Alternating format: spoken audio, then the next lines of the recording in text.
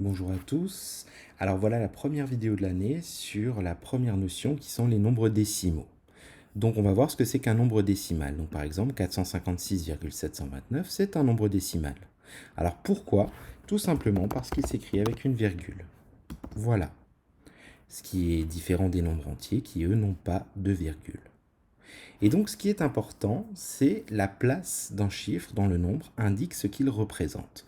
Donc ici j'ai fait ce tableau que vous devez connaître par cœur. Donc on a la virgule, et à gauche de la virgule, on a les unités, puis les dizaines, les centaines, et après on recommence, mais avec les milliers, donc les unités de mille, les dizaines de mille, les centaines de mille. Puis on recommence avec les millions, unités de millions, dizaines de millions, centaines de millions, etc. Ce qui est plus petit que l'unité, ce sont les dixièmes, les centièmes, puis les millièmes. Et ensuite, on a les 10 millièmes, les 100 millièmes, etc. Donc ce tableau est à connaître par cœur. Alors comment placer ce nombre dans ce tableau? Donc il faut toujours savoir que les unités, le chiffre des unités, c'est le chiffre qui est à gauche de la virgule tout de suite. Donc quand j'écris 456,729, et bien ce que j'ai à gauche de la virgule, c'est le chiffre 6.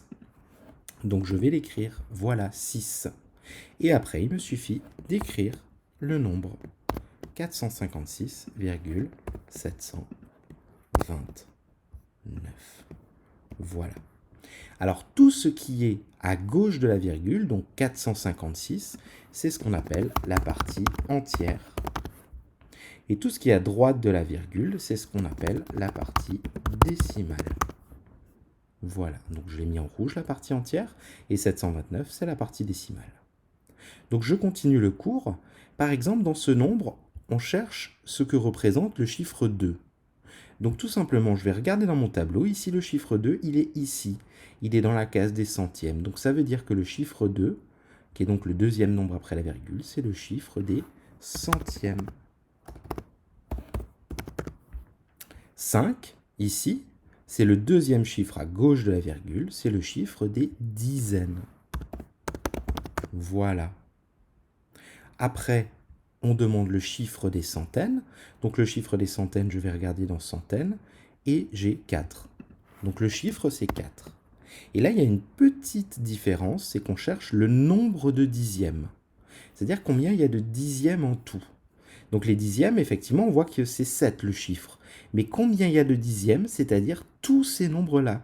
Il y en a 4567 des dixièmes. Voilà.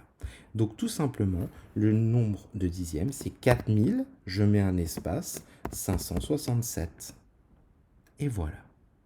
Donc ce tableau est à connaître par cœur, et ces mots, partie entière, partie décimale aussi. Voilà, à bientôt.